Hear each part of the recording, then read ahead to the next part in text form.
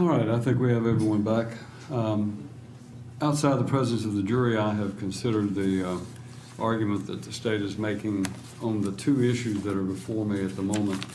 The first is the state seeks to introduce for rebuttal proof an internal report, a sensitive access incident report, which is authored by Paul Miller, who is the witness from the Davidson County Sheriff's Department. And it details a conversation between Mr. Wiggins on August the 16th of 2018, and that being just about roughly 2 months or so after, 2.5 months or so after the incident or the murder of Sergeant Baker. In it, there are certain statements that are made by Mr. Wiggins and that refer to the actual incident itself. And let me just say, I'm not going to read that into the record. I see no point. We can make, if you would like to have it marked as an exhibit for identification purposes for the appellate court to be able to review, then I'll be glad to let that be done. Here's my reasoning, and that is, number one, the state's argument is that it rebuts the mental health records by rebutting the suicide by cop. That's not a mitigation factor that the defense has requested per se, except that they are saying in their mitigation request that the defendant has suffered from organic brain damage untreated at the time, and that he is treated through antipsychotic medication and anti-seizure medication. This is rewording what they are asking, and that he's now managing. He hasn't committed any acts of violence toward inmates at the jail, and so the state argues this goes to rebut that. It also goes to rebut the character of him being a model inmate, and it rebuts the general charge of, which is the statutory charge, that the capacity of the defendant to appreciate the wrongfulness of his conduct or conform his conduct to the requirements of the law was substantially impaired, but not rising to a defense. And that charge goes to the actual commission of the offense, his state of mind at the time of the commission of the offense. There is no proof in this record, nor have they in their mitigation sought to show that there was any defense to what took place. It does seem to me that they're not asking for that charge to begin with. In addition to that, I have allowed the tattoos over the objection of the defense, which I think rebut the evidence of his character as an inmate and compliant inmate and abiding by all of the rules. I allowed that. What appears to me is that we then begin to run perilously close to creating an issue of prejudice outweighing the probative value by looking at this information. Because it is so close in time to the actual commission of the offense, it clearly could have come in at the trial itself on the issue of premeditation, motive, lack of remorse, or any of those kinds of things. Interestingly, in this mitigation, there's proof there is no evidence of any lack of remorse or remorse about the act itself. The defense has not offered any evidence of remorse. It has not gone there with any of the witnesses. None of the medical proof has established that there was any remorse. And as a result, this clearly indicates there was a lack of remorse at the time, and it goes to motive and intent, but it doesn't rebut, in this court's opinion, sufficiently any of the medical proof that would allow the probative value to outweigh the obvious prejudice that would be allowed by introducing this. So for that reason, the court finds that that document should be marked as an exhibit for identification purposes, but it will not be considered by the jury in their decision. The second issue that I was required to decide is, again, the phone call between the child and the defendant. Again, the phone call that's being offered to rebut the character of the defendant as a father is, I think, misstating what they're offering in the sense that they are not offering the proof that he is a good parent. And that phone call clearly demonstrates that anyone who would tell his son to kick a pregnant woman in the stomach is a reprehensible human being, is a reprehensible parent. But that is not what the defense is trying to offer. They're offering that this child loves his father, and that is he is loved by his father, by his child, his 10-year-old child, and his mother and his aunt. The fact that that phone call was made does not change or rebut the fact that his son loves him. It shows that he's a terrible parent, clearly. It shows that he might be a terrible human being, but it doesn't actually rebut it. But it is extremely prejudicial, and whether I like it or not, it seems to me that I've got to decide that does the prejudice of that phone call outweigh the probative value. We have sufficient, there's proof in this record that the state has shown of 5 aggravating factors. In addition to that, you've now introduced rebuttal proof of these tattoos that show, that rebut some of this idea that he was in jail, a model prisoner, and so forth, and abided by all the rules. I am of the opinion that allowing that phone call to come in would simply create an issue of prejudicial effect outweighing the probative value, and for that reason, it is this court's opinion that that phone call should neither be admitted. So the phone call can be, if you want to put it on a disc and have it made an exhibit for identification purposes so that the appellate court can consider the fact that it was excluded in any consideration of what I allowed and what I disallowed in this case, then I certainly will allow that to be done. Please, Your Honor. All right, then we will. We did? I'm sorry, I didn't realize you were said that. We'd already marked it as an identification purposes when it was presented by a prior jury. Okay. All right. Judge, Then, go ahead. with that said, we're prepared to move to our last witness and conclude our proof. All right, then that would be fine. Is Detective Miller or Officer Miller still here, or have we released him? Officer Miller? So you're not actually going to be calling him then? And he never came in front of the jury, I don't believe. Is that correct? Or did he? Yes, I believe he was. Did he? Then we need to have him on the stand and just let us, I don't want to raise any questions in their mind. Then let's go ahead and bring the jury in.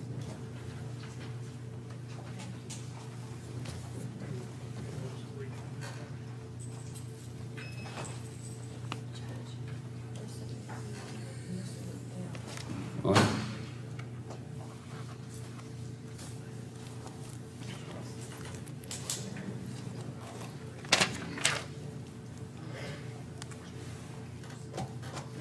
Now you're not over my head, behind my back. So now they're not talking over my head, they're talking behind my back.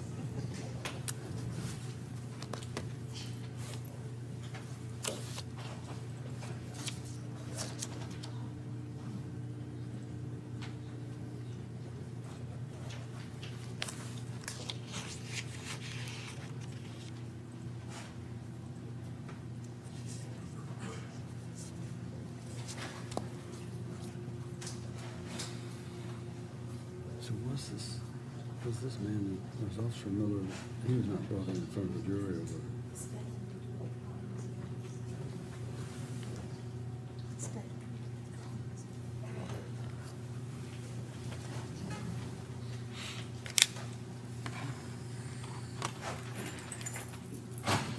Ladies and gentlemen, there was the state had called as a witness, a sergeant or Officer Miller, and after some out-of-court, out-of-your-presence hearings, the state has elected to withdraw him as a witness. So we're now ready to call the state's next witness.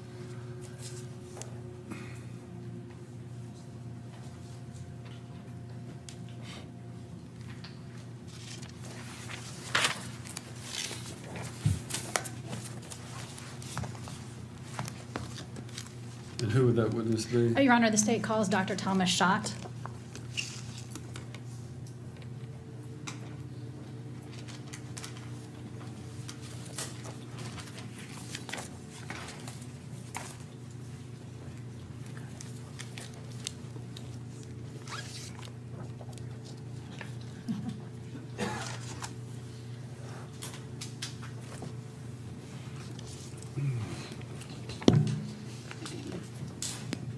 You would, once you set your bag down, face the clerk.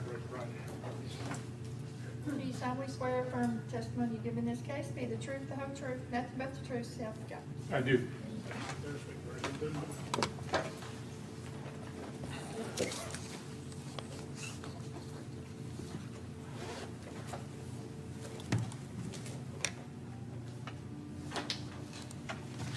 All right.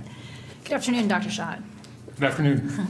Could you please say your name for the court reporter and spell it? Yes, Thomas Edward Schacht. The last name is spelled S-C-H-A-C-H-T. Okay. And I'm calling you Dr. Schott.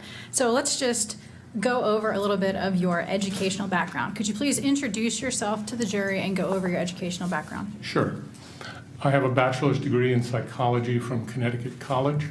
I then earned a doctoral degree in clinical psychology, a PsyD degree, from the Rutgers University Graduate School of Applied and Professional Psychology. I completed an internship in medical and neuropsychology at the Oregon Health Sciences University. That's the medical school of the University of Oregon. At the same institution, I also completed a postdoctoral residency in developmental disabilities. That's the subspecialty that deals with all birth defects and all the kinds of things that can happen very early in life that can alter a child's development. After that, I came to Vanderbilt University, where I completed a 2-year postdoctoral research fellowship sponsored by the National Institute of Mental Health. While at Vanderbilt, I participated as a co-author of a large grant. It was funded, and then I joined the faculty at Vanderbilt briefly. I continued on collaborating on that research project for well over a decade, but family circumstances led me to move to Johnson City, where I joined the faculty at the College of Medicine at East Tennessee State University. In that role, over the years, I have been a teacher of family medicine physicians, medical students, and psychiatry residents. My faculty position was based in the Department of Psychiatry. I retired from that medical school several years ago as a full professor and currently hold a position as professor emeritus. I still do some work with the medical school teaching and also serve on the admissions committee. And I continue to have a private professional practice, which is the capacity in which I'm here today. And Dr. Schott, I'm going to ask you a couple different questions because you said that you had a PsyD degree. Could you explain what a PsyD and a PhD are? Sure. There's a little bit of history involved here. The original doctoral degree in history was a PhD. Physicians came along and wanted to distinguish themselves, so an MD was created. Within psychology, my profession originally began with a degree that was named a PhD. That's primarily because psychology was originally purely an academic discipline. However, starting around World War II, psychology became more of an applied discipline. Psychologists became licensed, they started practicing professionally. And in order to distinguish those people from people who were purely academic, the PsyD, Doctor of Psychology degree, was created kind of to mirror Doctor of Medicine, okay, but in my profession. The school that I attended, the Graduate School of Applied and Professional Psychology at Rutgers, actually has both programs, PsyD and PhD, side by side. The students take the same classes, so PhD students and PsyD students, we were together in the same courses. Where our programs diverged was that during the non-class time, I was working in clinics, learning how to help people, whereas the PhD students were primarily spending their time in laboratory research settings. Now, I also did some research there. I did a doctoral dissertation, but my primary focus was on learning how to be a professional practitioner. When I came to Vanderbilt later and did the 2-year research postdoc, I was basically combining my training, so I ended up with essentially both kinds of training. I'm trained as a professional practitioner and also as a researcher. Okay, thank you, doctor. And have you published any papers, and have they been peer-reviewed? Can you talk a little bit about your professional Oh, academic? I've published over the years. I can't tell you how many, I don't keep count. I've published in peer-reviewed journals, I've published in textbooks, including some of the standard textbooks in the field of psychiatry. I've published in maybe 40, 50 papers, but I'm just guessing, I don't know. Okay. You have a full listing of them in your CD, or Yes, I do. fairly close to. Okay. And Doctor, I'll ask you a little bit more about, do you have any board certifications? I'm board certified by the American Board of Professional Psychology in both clinical psychology and in forensic psychology. Okay. And do you have any training in neuropsychology? Yes. During my basic graduate school, I had a year's sequence in neuropsychology. As I mentioned, my internship was in combined medical and neuropsychology. And during that time, I was mentored by Dr. Muriel Lazak, who is the author of one of the seminal textbooks on neuropsychology in the world. The fellowship, or the residency rather, in developmental disabilities also involved neuropsychology, because many of those developmental disabilities involve what happens to the brain when there are birth defects and so forth. And then after I joined the medical school in East Tennessee, I had hospital privileges in neuropsychology at the Johnson City Medical Center for a period of time, and I supervised one of our junior faculty. We hired a full-time dedicated neuropsychologist into the psychiatry department, and he needed a year's supervision in order to meet the requirements for licensure, and I did that. Okay. So would it be fair to say that you are familiar with neuropsychology as well? Yes. So what I just described was in the context of clinical neuropsychology. Neuropsychology is also a component of forensic psychology, because so many of the issues that come to court involve brain-behavior relationships. Okay, thank you, Doctor. I was going to ask you, could you go along and tell us basically too what your employment and professional experience has been? So my employment, as I mentioned, my entire professional career subsequent to leaving Vanderbilt has been at the medical school at East Tennessee State University. I was a tenured full professor in the Department of Psychiatry when I retired. Toward the end of my career, I also became involved in faculty leadership and became president of the Faculty Senate, and then was later elected president of the Tennessee University Faculty Senate, which is the consortium of all the faculty senates from all the public universities in Tennessee. Okay. Thank you, Doctor. And have you been qualified previously as an expert in the state courts? Many times. In federal court? Yes. And have you previously testified on behalf of both the state and the defense, or plaintiffs and defendants? Yes. Your Honor, if I could approach the witness, please. Right.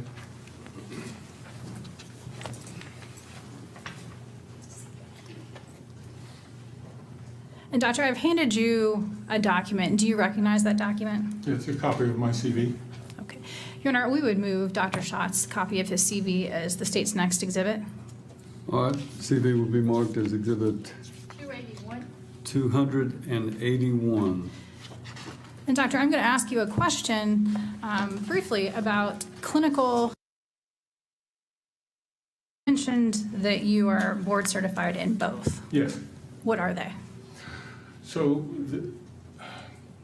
clinical psychology is about helping people, and your primary duty is to the welfare of the person you are helping. Forensic psychology is about assisting a court with a matter that's in dispute, and so your primary duty there is to the integrity of the court process. That means that if what your testimony is not to the advantage of the person you may be talking about, that would be wrong if you're in a clinical role, because you're not supposed to do anything that harms a person who is your patient. But in this role, the person who I might be evaluating is not actually my client. It's more like the court is my client. Okay, thank you, Doctor. And have you been moved as an expert previously in clinical and forensic psychology? Yes, I have. Your Honor, at this time we would tender Dr. Schacht as an expert in clinical and forensic psychology. Any questions? All right, he'll be qualified as an expert in clinical and forensic psychology.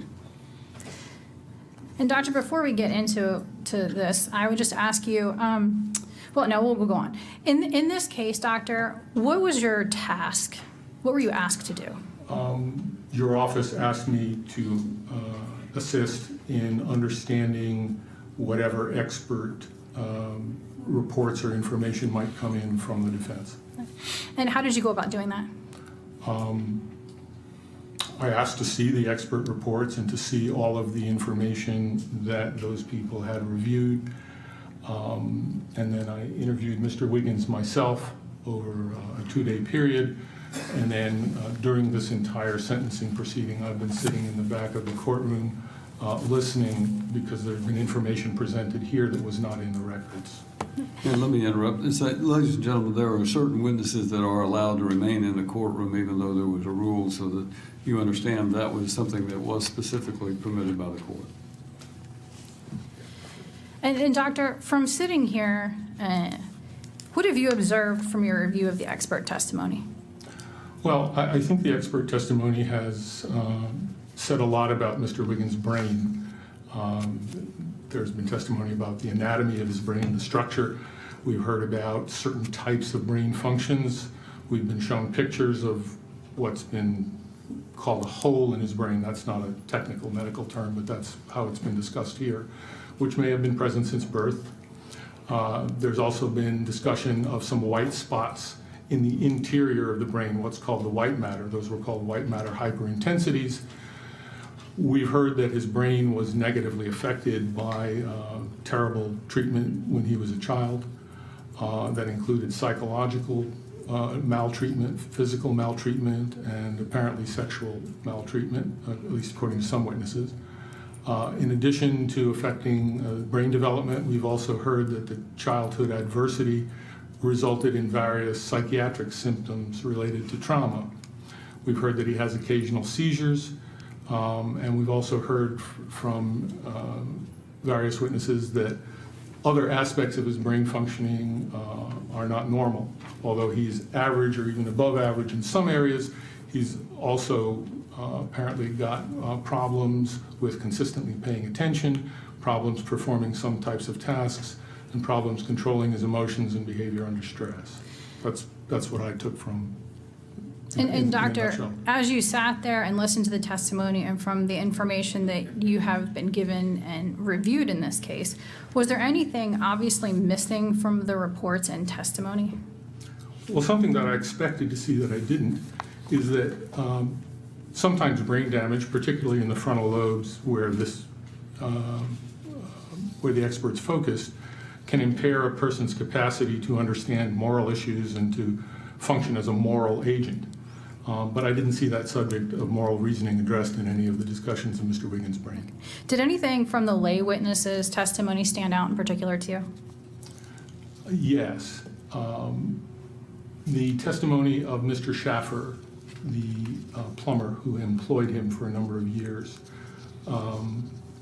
was striking to me to the extent that it was different from the description of, or the prediction of Mr. Wiggins made by the experts. So the experts gave tests. Based on the tests, they made predictions about what they thought he would be like. But Mr. Schaffer's description of Mr. Wiggins as an enthusiastic, proud, productive employee, a valued friend, social companion, that didn't quite fit. Now, there are other records from the same period when he was employed that do show that Mr. Wiggins clearly has some mental health issues, especially problems in intimate relationships, problems dealing with authority, and it appears there was some ongoing substance abuse of some type. But the substance abuse then was not like what came later. Now, despite the mental health issues that were present then, based on Mr. Schaffer's testimony, Mr. Wiggins was apparently quite functional in the situations and ways that Mr. Schaffer described. Okay. And do you recall the period of time that Mr. Wiggins worked for Mr. Schaefer? The Social Security earnings records show that that was between 2012 and 2015. And based on your review of the records, could you determine whether or not Mr. Wiggins was receiving psychiatric medications during the time he worked for Mr. Schaefer? I did not see any indication that he was on psychiatric medications during that period of time. And correct me if I'm wrong on this, but when the defendant, Mr. Wiggins, was working and socializing with Mr. Schaefer, was he getting any help from structured and controlled environment of jail at that point? Not the kind of structure or control that you'd have in a jail, only the kind of structure or direction that you might get from an employer. Okay. And does the functioning that Mr. Schaefer described match the picture posed by the experts that we've heard on his functioning? Well, some of the expert testimony made some very bleak predictions about Mr. Wiggins, using words like profoundly negative or major disability. And to my reading and listening, there was a discrepancy between those characterizations and the very positive descriptions made by Mr. Schaefer. And Doctor, can this discrepancy be resolved at all? I think so. And how so? Well, I mean, one way to resolve the discrepancy would be to simply decide to believe one or the other. You know, to believe Mr. Schaefer and reject the doctors, or to believe the doctors and reject Mr. Schaefer. I don't think it's necessary to reject either side. I think you can accept the testimony of the doctors and accept the testimony of Mr. Schaefer and still resolve this discrepancy. So, Doctor, I'll ask you, based on the testimony that we've heard from previous experts, how could somebody with the brain damage or abnormality and childhood that's been described by Mr. Wiggins function as well as Mr. Schaefer had described? There are two concepts that are useful here. One is called resilience. The other is called brain plasticity. They're not completely separate, they're interrelated. Some of the doctors who testified spoke about the potential for change to occur, talked about how experience can change the brain, for example. And they didn't use these terms, resilience or brain plasticity specifically, but I understood them to be talking about these concepts. Okay. So, Doctor, because I'm not a doctor, could you please explain a little bit more in depth what resilience means in the scientific world for you? Well, so resilience in the context of mental health is used in relation to how people deal with stress or adversity or trauma. And resilience refers to the ability to overcome adversity. Okay. Excuse me for my dry mouth. In the extreme, there's a concept known as post-traumatic growth, which is a situation where in the process of overcoming adversity, sometimes it actually makes a person stronger. Now, Doctor, is this an area that has been researched in the field of psychology and childhood development? Yes, it's actually a very important area of research because trauma is widespread, and anything we can learn about resilience and how to promote resilience will be of great help to many people. And in your profession, if you could just basically talk briefly about the nature and purpose of papers and reliance upon them. Well, so science is a conversation among colleagues. People make observations, they perform investigations, and then they write about them and publish them in a way that allows others to critique, challenge, or try to replicate those results. And that's how science proceeds. Okay? It's not individuals working in isolation. And so the mechanism of academic publication is a way for science to be disseminated. Done right, an author or a group of authors generate a scientific publication. They send it into a journal where it is then sent out to anonymous peer reviewers who try to take it apart and find everything that's wrong with it. The reviewers then give their feedback to the editor of the journal, who gets back to the authors and says, okay, you got these problems, see if you can fix them, and then send me back the manuscript. And that process goes on, sometimes for multiple cycles, until the manuscript is either rejected or it meets the standards and is accepted as the result of this process of what's called peer review. And that's kind of quality control for the scientific literature. Okay. So, doctor, in your profession, do you rely on these other papers for the evaluation and understanding of patients that you're seeing at the time? Every professional has to be connected to the professional literature. You're always, of course, learning from the people you work with. You're learning from your direct experience. But if you're not in the literature, then you're very limited because you're not learning from other people's experience as well. Okay. And doctor, and specifically on the topic of resilience, you mentioned that it has been studied widely. Yes. Is there any specific report that when you've looked at this that you felt was important? Well, I wanted to illustrate for the jury what resilience can look like. I mean, there are literally hundreds, if not thousands, of papers on this topic, so we're not going to get into that kind of depth here, but I did want to show them kind of an example. And the one I chose is a paper that has been cited over 670 times. And when I say cited, what I mean is that other authors of other scientific papers have felt this was important enough to make reference to it in their work. Okay. And that's a measure commonly used of the importance of a particular work.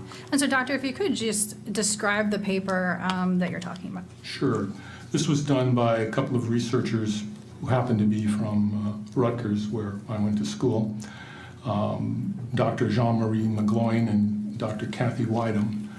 They identified a group of 676 children who had been victims of abuse and neglect. And the way they knew that these children had been victims of abuse and neglect is that they'd all been through a court process where it had been proven. And then they matched these children on the basis of their sex and their age and their race and their socioeconomic status. Okay, so they have two groups, an abused group and then a matched group of non-abused children. And then they followed these children for as long as 18 years to see what happened in their lives. And they assessed how the children were functioning in 8 different life domains. And doctor, I'm going to pause. I have a little caption here on the screen. Do you recognize what that is? Sure, that's just the title of the study that I screenshot from the paper itself. Okay, thank you. And if you could continue, please. Sure, if you could put up the next slide. So this is a summary of what they found. The 8 domains of functioning that they measured are in the left column.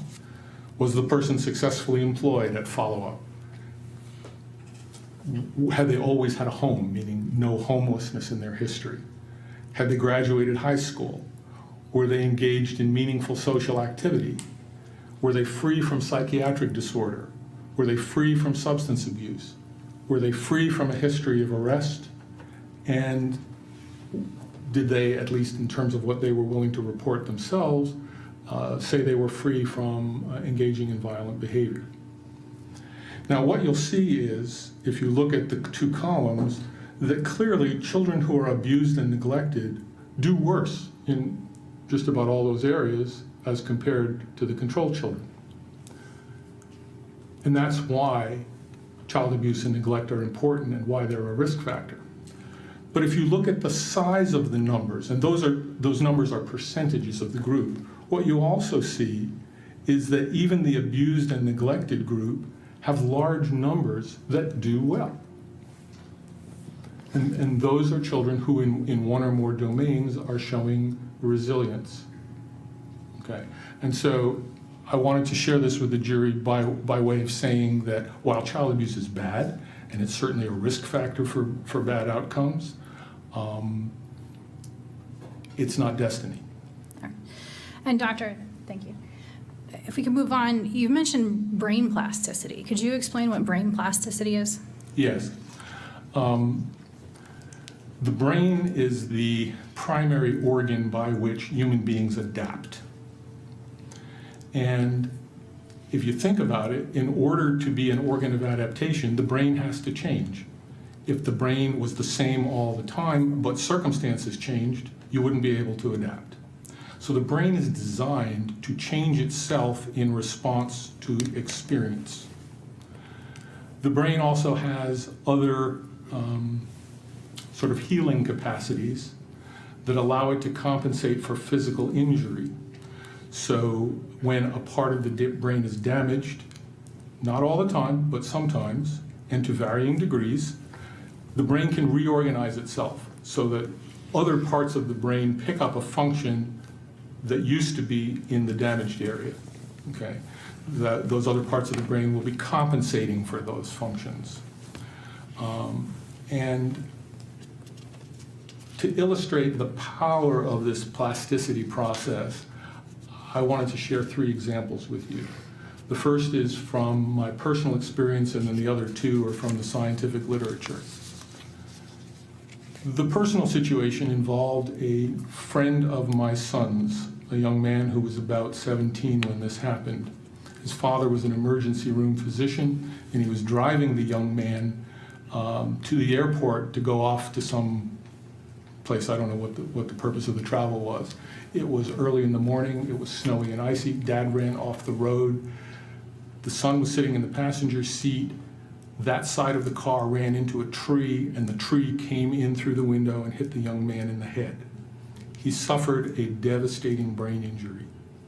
I saw him in the hospital within 24 hours of this injury. It was a kind of injury called a shearing injury.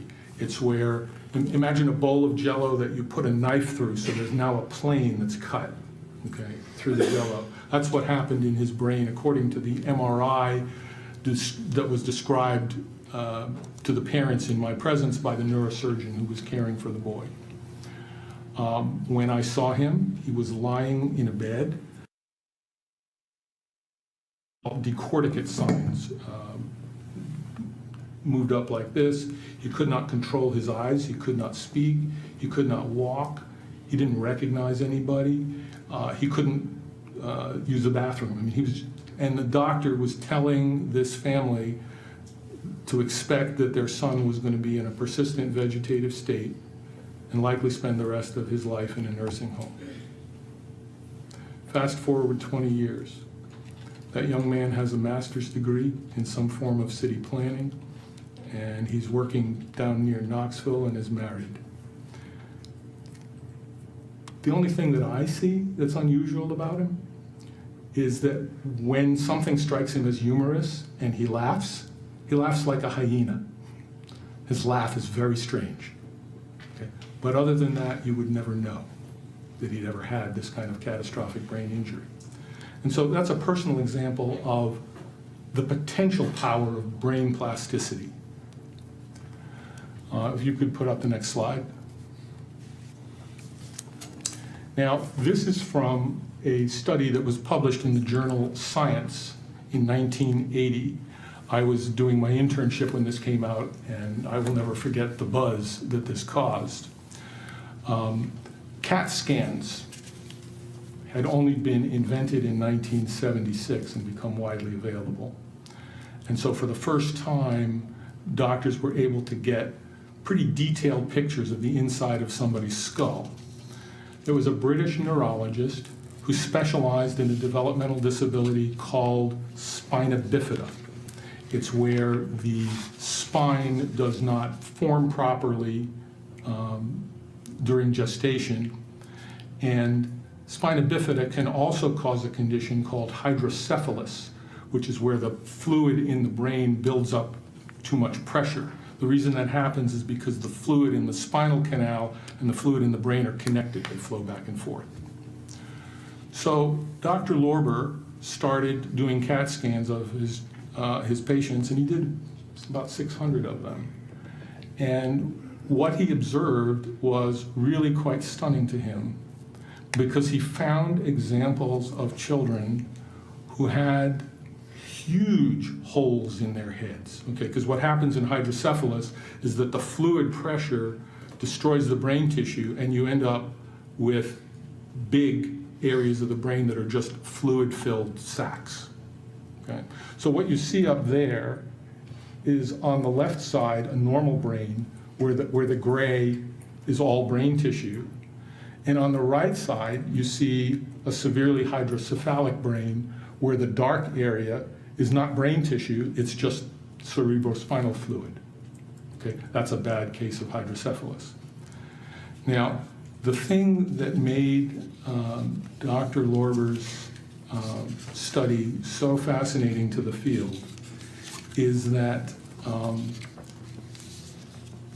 somebody could have a brain that looks like the one on the right and not only be functioning adequately, but be functioning in a superior way. I'm going to quote from Dr. Lorber's, from a scientific presentation he gave at Sheffield University in England. Quote, "There's a young student at this university who has an IQ of 126, has gained a first-class honors degree in mathematics, and is socially completely normal. And yet, this boy has virtually no brain. When we did a brain scan on him, we saw that instead of the normal 4.5 centimeter thickness of brain tissue between the ventricles and the cortical surface, there was just a thin layer of mantle measuring 1 millimeter or so. His cranium is filled mainly with cerebrospinal fluid." Now, I do not want you to have the impression that hydrocephalus doesn't matter because you can get this kind of outcome. However, when Dr. Lorber was able to look inside the heads of his patients, what he did find was that even the most severely affected children with hydrocephalus, half of them still had IQs of 100 or better. Okay.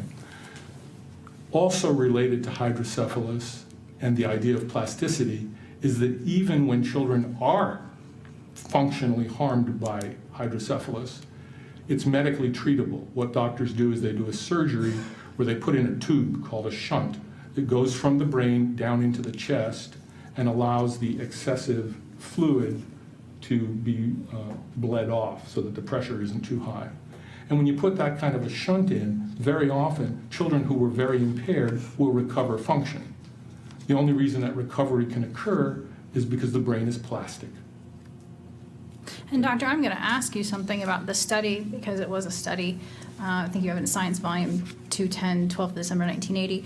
Is this a study that has also academically been cited numerous times? Over 270 times.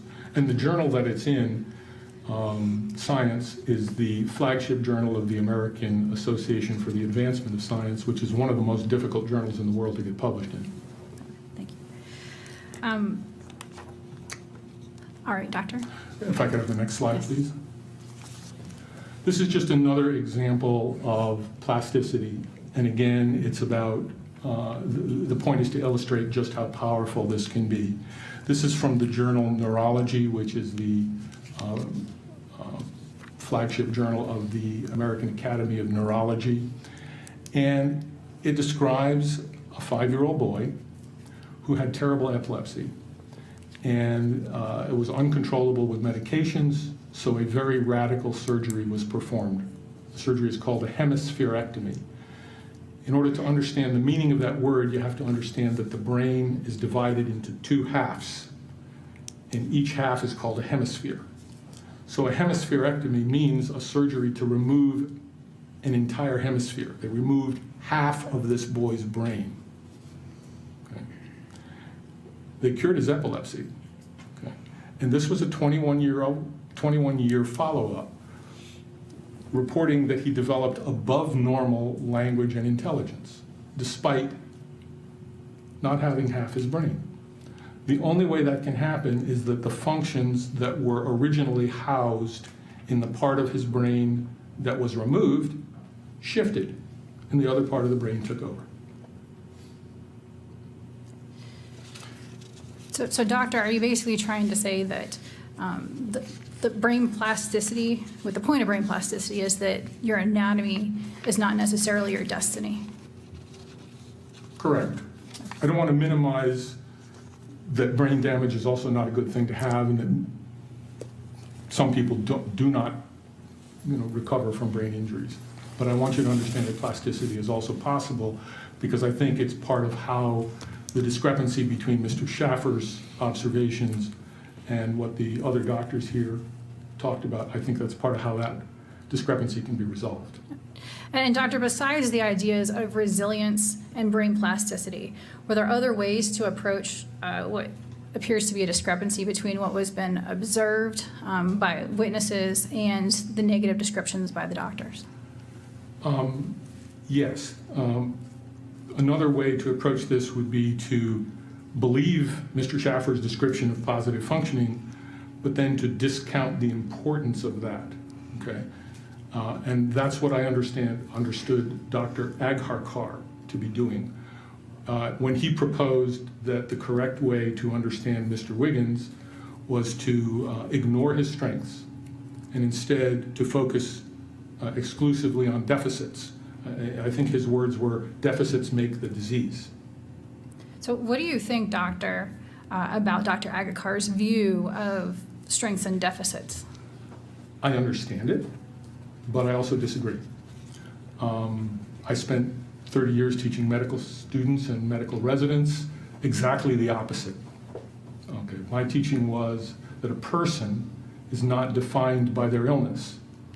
When I would hear a medical student or a resident talking about the heart attack in room 210, I would say, wait a minute, that's not a heart attack, that's Mr. Jones. Tell me about Mr. Jones, okay? A disease doesn't make a person, and a person is more than their deficits. So are there any other ways, Doctor, to approach this discrepancy? Yes, and this gets to kind of what my opinion is about this. There's a basic principle of approaching clinical mysteries, okay? It goes back to Sir William Osler. When something doesn't make sense, go back to the history and the timeline and the trajectory, what's called the course of the condition, okay? And see what sense you can make out of the condition when you look at it from that perspective. So for every person, for all of us, including Mr. Wiggins, there's always a balance of strengths and weaknesses. But when you look at that balance over time, does it change? And if it changes, what else went along with that change? What that might be a potentially sufficient explanation. So in this case, we have the period from 2012 to 2015, which seems to be the peak of Mr. Wiggins' functional strengths. According to the Social Security earnings record, he earned about $27,000 in 2015. Okay. And then something happened, because in 2016, he only earned $1,500 and change. And then after 2016, he doesn't show a penny of earnings again for 2.5 years until he's arrested in the matter that brought him to this courtroom. So Doctor, in looking at what you've reviewed in testimony, what did you notice had changed between 2015 and 2016? Well, that's the key question. What happened 2015, 2016 that could account for this change going from functional the way Dr. Schaffer described him to very dysfunctional the way he was described in this courtroom? There is a factor that stands out in my mind. It's a factor that's capable of causing and also aggravating pre-existing brain damage. It's a factor that's clearly associated with poor functioning along the lines that have been described for Mr. Wiggins. And that factor is methamphetamine. In 2015, Mr. Wiggins brought methamphetamine into his life. He started out with comparatively low doses that he snorted through his nose. And by the time 2018 came along, he was injecting it intravenously at very high doses. And Doctor, do you have any information about that continuing? To your knowledge, does the problem continued after Mr. Wiggins' arrest? When I interviewed Mr. Wiggins, he told me that he had some access to methamphetamine while he was in the jail and that he had continued to use it in the jail. I didn't have any drug testing or anything like that to objectively verify it, but that's what he told me. Thank you, Doctor. And we would move the 4 slides in as the state's next exhibit.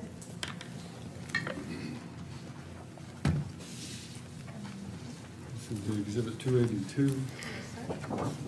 And Your Honor, we'll pass the witness.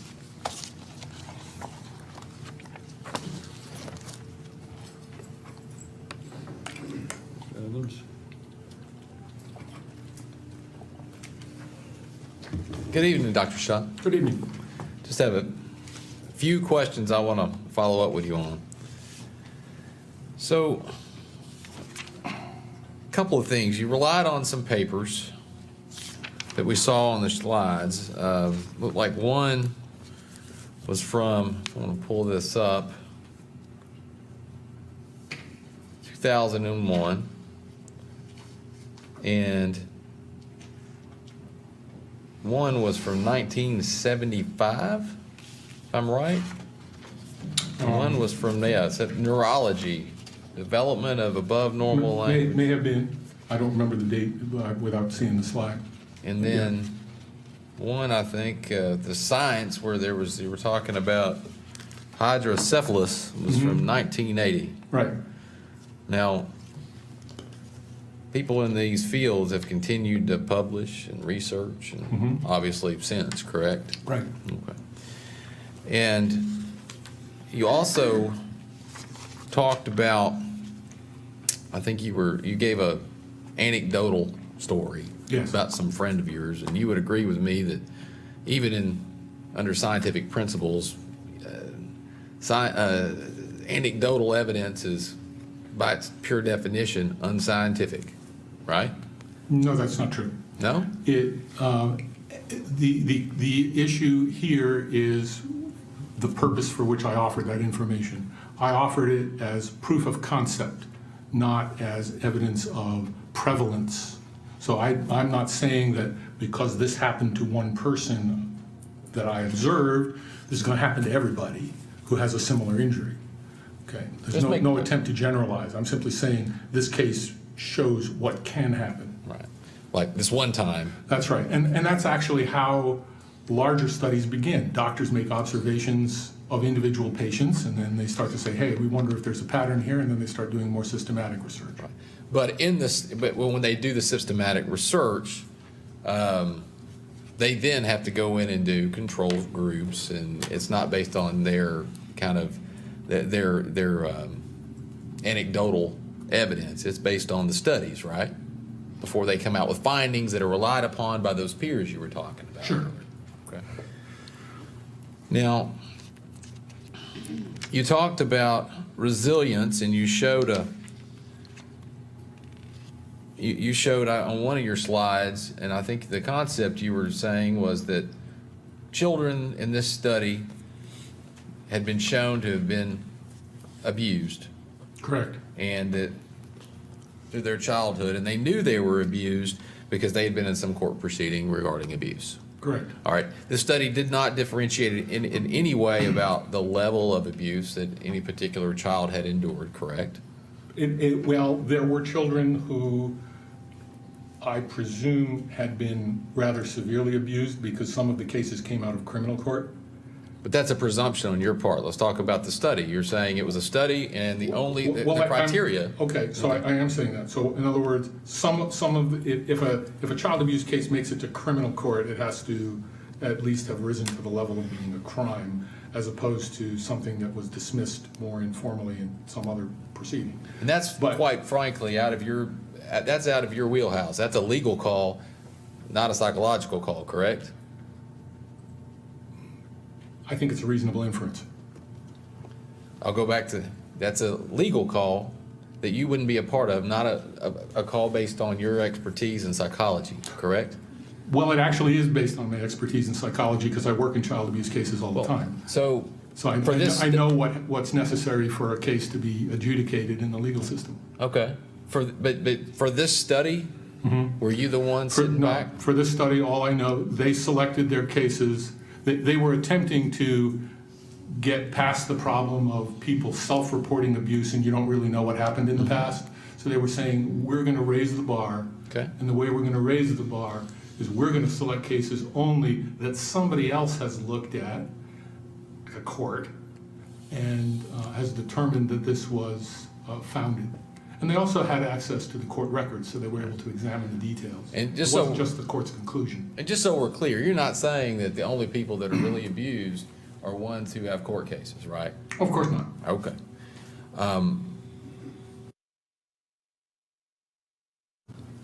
Absent your assumption, there was no designation between these children on the level of abuse that they had endured. Correct. Okay. Now, there was a lot of different successful employment, no homelessness. Was there it looks like there's two groups. You've got a control group and then an abuse neglect group. Right. All right, is there a brain damage abused group? They did not parse that out. That would be a factor that you would assume would be represented in this group without knowing anything else at the same frequency that brain damage is represented in the general population, or greater, because abused kids. There's that are word again, greater. right? You would assume it, but you from looking at this study, It's not measured, but a general principle in science is that when you don't know anything about a factor, you assume that it is distributed in the same way that it is in the general population until you have evidence to the contrary. So, okay, so you're saying they might have let children into this and followed them and not done any kind of medical This was- history? Hold on, just medical history on these children before they got into the study? That was not a criterion. They were interested in functional life course.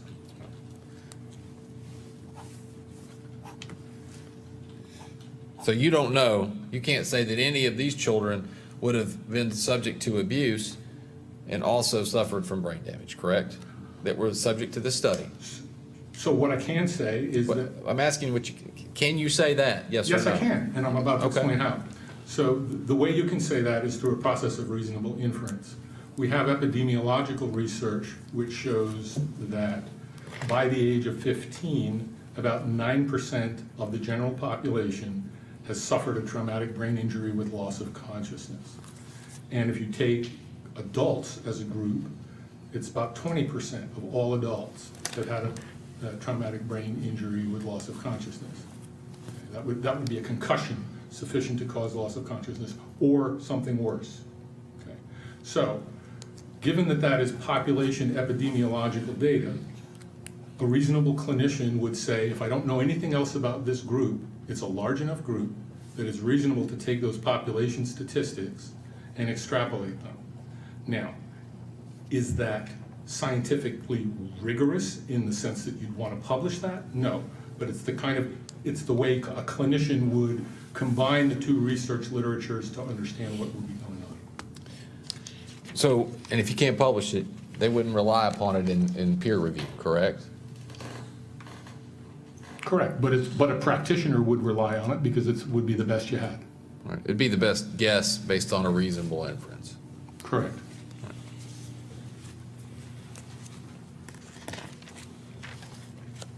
I would refer to it as an estimate rather than a guess.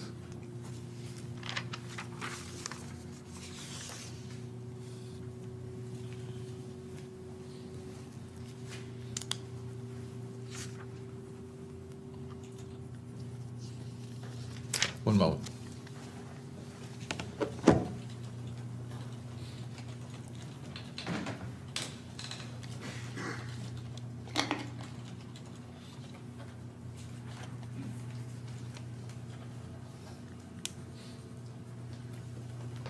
So, also from that study, was there any information? I didn't see a column for whether or not those children who had been the victims of abuse had then somehow been placed into a stable support group after the abuse had occurred while they were followed during those 21 years.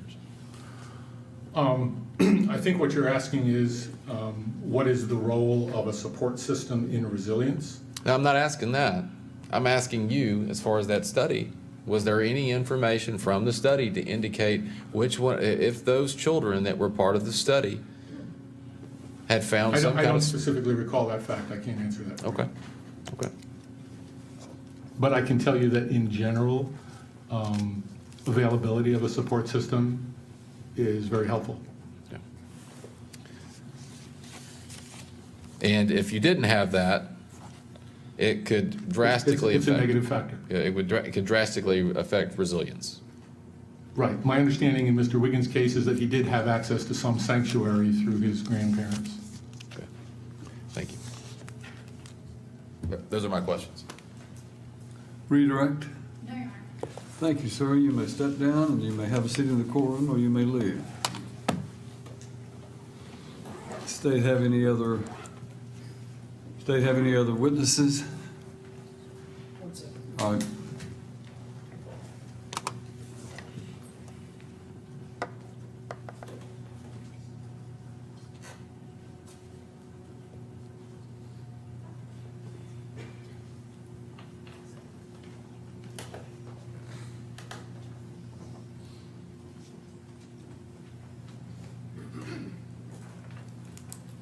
Judge, that concludes the state's rebuttal proof, and we'll rest. All right. Ladies and gentlemen, both sides have now rested all of their proof regarding the penalty phase or the sentencing phase of this trial. And we will probably go ahead and quit today since it's already 5:30, is that correct? And so that we can get you back to your lodging for your evening meal. Tomorrow morning, we'll come in and we'll give you some instructions, and we'll give you also the closing arguments that the parties will make regarding the penalty phase of this trial. I would remind you that until you have heard the closing arguments and you have heard my last instructions to you before you begin to deliberate, that you are not to discuss this case with any among yourselves or have any discussions about it until we finish that part of it as well. So you may go about your business and let us transport you back so you can have some meal, and hopefully we'll then see you bright and early in the morning, 9 o'clock. All right. Thank you.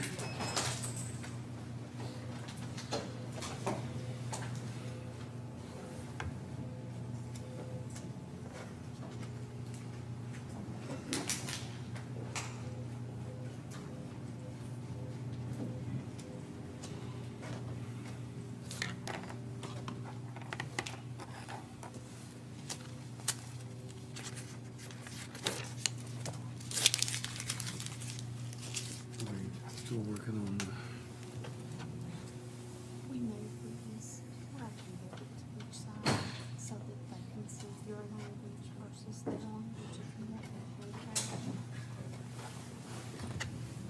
So we're going to be working on the charge that will be delivered to the jury tomorrow. And Ms. Jones and I have worked on, and Ms. Fry and I have all worked on the language for the mitigators that have been submitted by the defendant, trying to put them in the language of what we believe the language of the statute.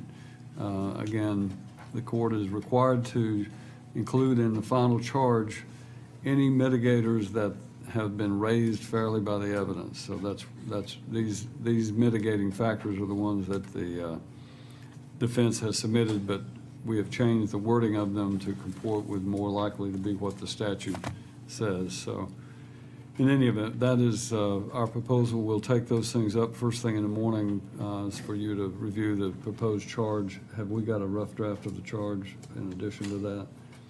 Almost, I can email it to you. We can email you a copy of the rough draft that both of them have been working on of the final charge. So if you'll let her email that to you, then you can review it tonight, and we'll address all of any issues you may have first thing in the morning. All right? And we will stand adjourned till 9 o'clock in the morning.